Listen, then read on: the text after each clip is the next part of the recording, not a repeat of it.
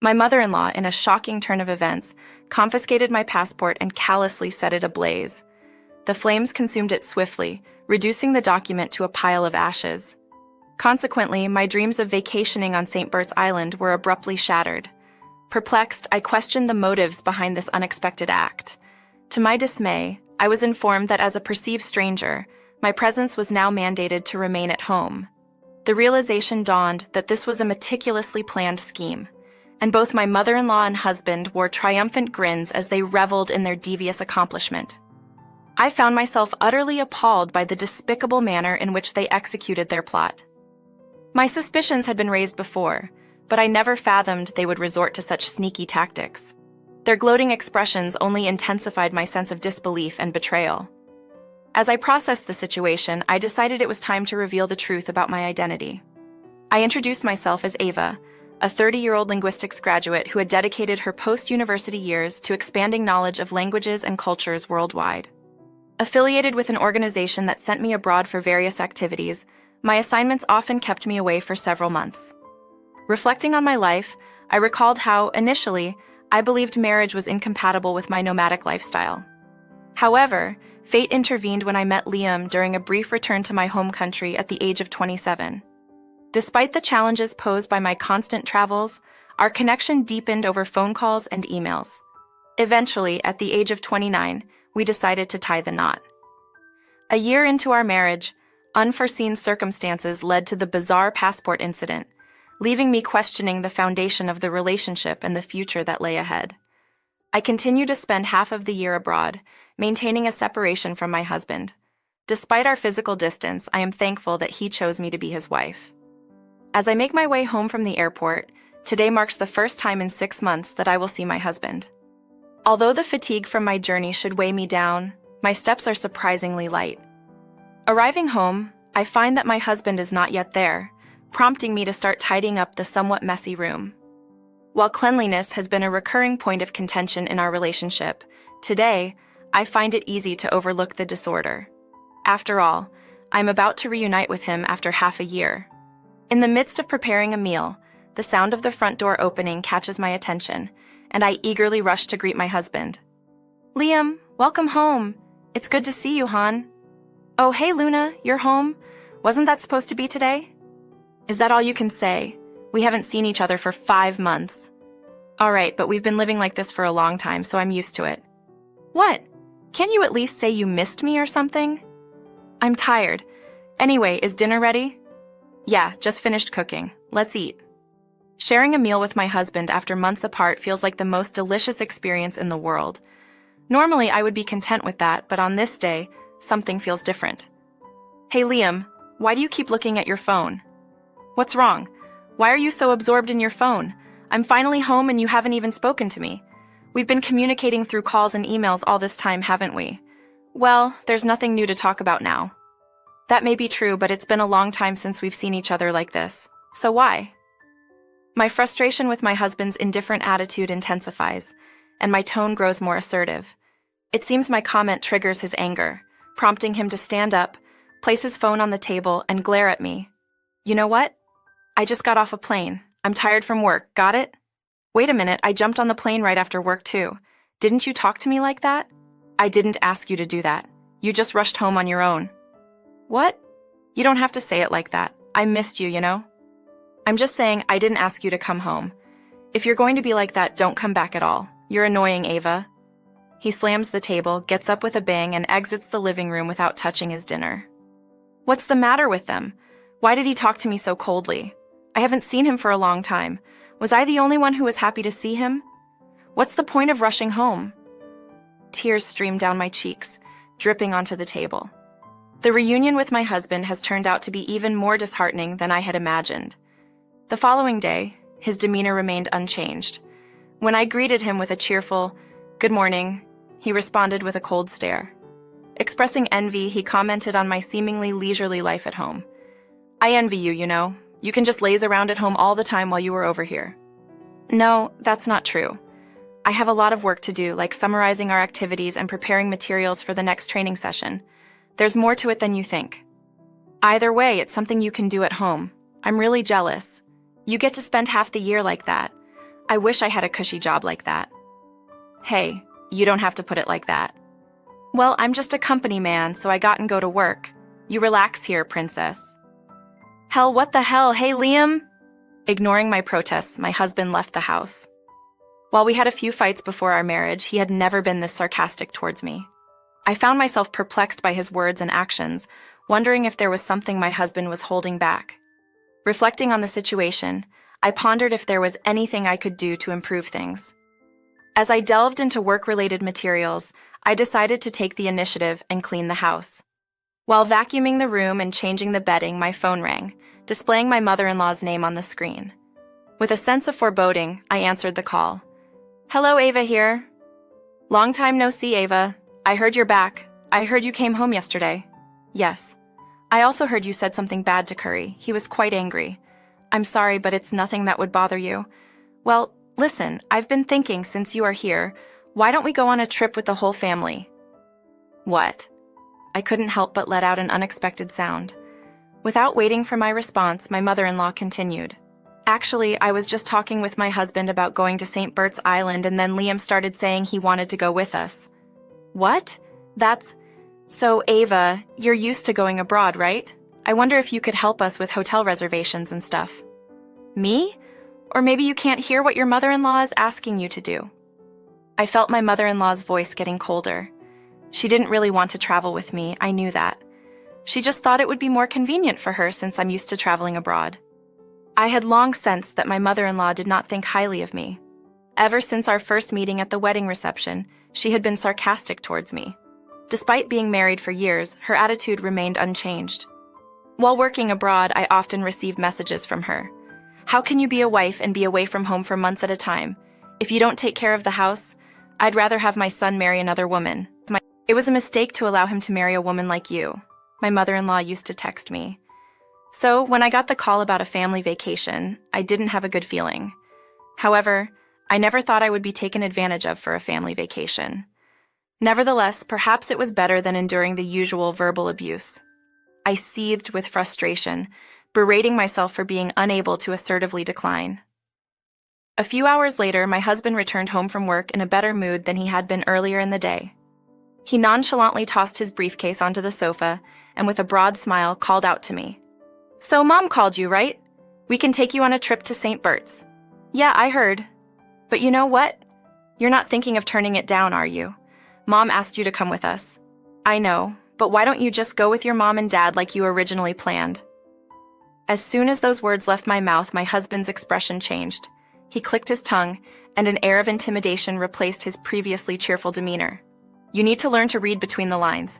The only time you'll be of any use to us is when we go abroad. You don't have to talk like that. It's true, isn't it? Anyway, you book all the flights and accommodations, and as you probably know, everything should be under my name. What, Liam? You're going to pay for the whole trip? What are you talking about? You and I will split it 60-60. It's a small price to pay to show some respect to our parents. What is that? If you've got time to laze around at home, make a reservation now. This is wrong, I don't want to. What are you mumbling about? My husband grabbed a beer from the fridge and downed it in one gulp. With so many thoughts swirling in my mind, I hesitated to rebel, unsure of the repercussions I might face. Feeling a sense of shame, I found myself with no option but to comply with the demands of my husband and mother-in-law. Reluctantly, I made all the arrangements for the flights and accommodations for the trip to St. Bert's, just as my husband had instructed. On the day of the trip, I was set to pick them up at my parents-in-law's house and head straight to the airport. However, a few days before our scheduled departure to St. Bert's, I found myself unable to sleep. In the middle of the night, I woke up to an empty space beside me, realizing that my husband, who should have been there, was absent. I went to the living room where I heard his voice. Apparently, he was engaged in a phone conversation. Oh, it's okay. It's all okay, Mom. I'll be there first thing in the morning as planned. Mom, please do the passport thing anyway. Seriously, I am looking forward to it. I'll make sure to introduce her to you when I get back. Certain phrases caught my attention, leaving me perplexed and uneasy. Passport, introducing her, and the repeated mention of Mom made me feel increasingly uneasy about the upcoming trip. I had a strong intuition that it was my mother-in-law on the other end of the phone. The relationship between my husband and my mother-in-law seemed peculiar from the start, especially when he insisted that I accompany him on a trip. This raised my suspicions about what might transpire when I visited my parents-in-law's house. Lacking details, I decided to tread cautiously until the day of the trip. Finally, the day arrived for our journey to St. Bart's. I boarded the car with the carry-on case and handbag that my husband had instructed me to prepare. In the handbag, I discreetly packed my husband's personal belongings. Together, he and I made our way to my in-laws' house as our trip was about to commence. Regardless of what awaited me, I steeled myself to face it. Entering my in-laws' house with determination, I aimed to make the most of the trip. Our reception was led by none other than my mother-in-law. "Oh, hi Ava, you're here. It's been a while. Good to see you. We're almost ready. I'm going to grab a few things for the trip, so you'll have to wait a little longer, okay? Take your time. Oh, and Ava, could you bring the carry-on case from the other room? It's heavy, so please do it with Liam." Okay, got it," my mother-in-law instructed. I didn't miss the moment when my husband and mother-in-law exchanged a significant glance.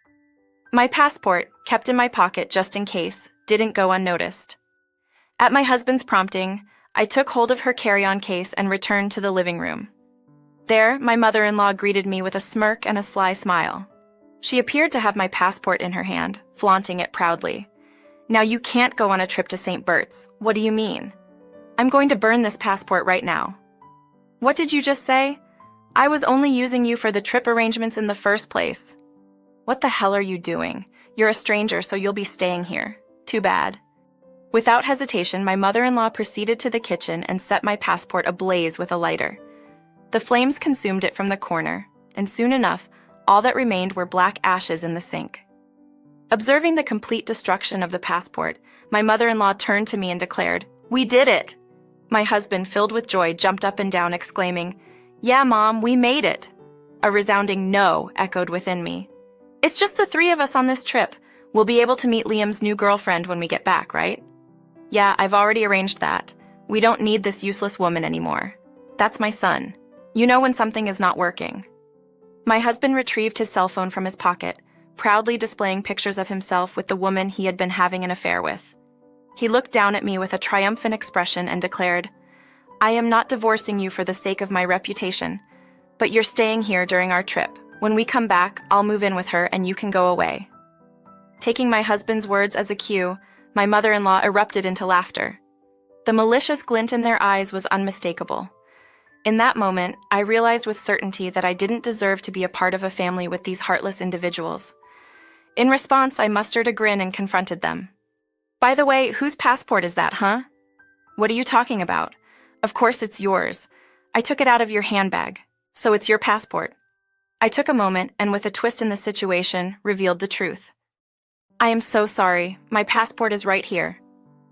Confusion and disbelief crossed their faces as I pulled my passport out of my pocket and flashed it in front of them. My mother-in-law's expression shifted to panic as she processed the revelation. "That's not possible!" "No, this is my passport for real. See?" I declared, holding up my passport. It dawned on me that my mother-in-law had likely sneaked into my handbag and mistakenly assumed the lone passport inside belonged to me. How could she burn it without verifying its authenticity, especially when plotting something nefarious? "Whose passport did I burn then?" I questioned. It occurred to me that it might have been my husband's passport in the handbag. "So, this means that it was your son's passport that you burned earlier. Unfortunately," I continued, watching as my mother-in-law turned pale and started shaking.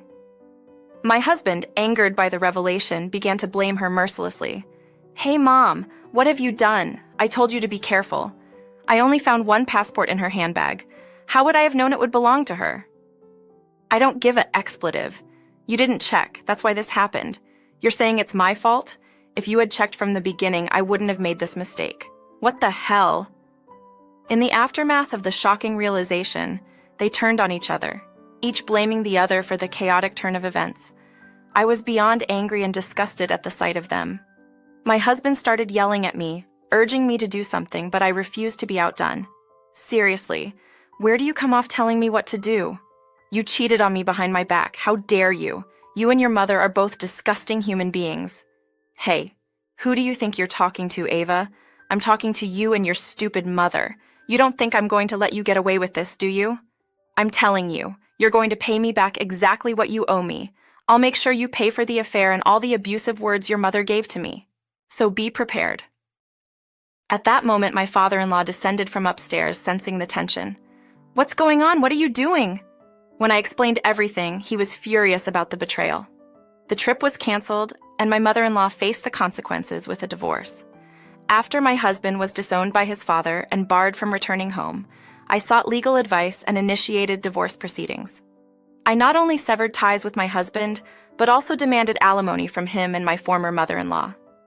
Insisting on a lump sum payment, I also compelled Liam to cover the expenses incurred due to the cancellation of our entire trip to St. Bert's. Given their financial habits, characterized by a lack of savings, it was evident that meeting the alimony payment in one lump sum would be challenging for them. In the end, they resorted to borrowing money to settle their debts. Currently, my ex-husband resides with his mother, struggling to make ends meet. Additionally, the woman he had an affair with also severed ties with him. On the contrary, I made the decision to move forward with my life using the alimony money received. Now I reside in a rented condo, relishing the freedom and joy of living independently. Despite enduring the hardships of cheating and betrayal, I have emerged from the ordeal, unburdened and savoring the liberty that comes with it. Now I am focused on my personal growth and enrichment. My newfound freedom has allowed me to pursue my passion for exploring various countries, immersing myself in diverse cultures, and sharing those experiences with the world. In the aftermath of the challenges I faced, I have embraced a life that is unencumbered by the past, aiming to continue my journey of self-discovery and cultural exploration.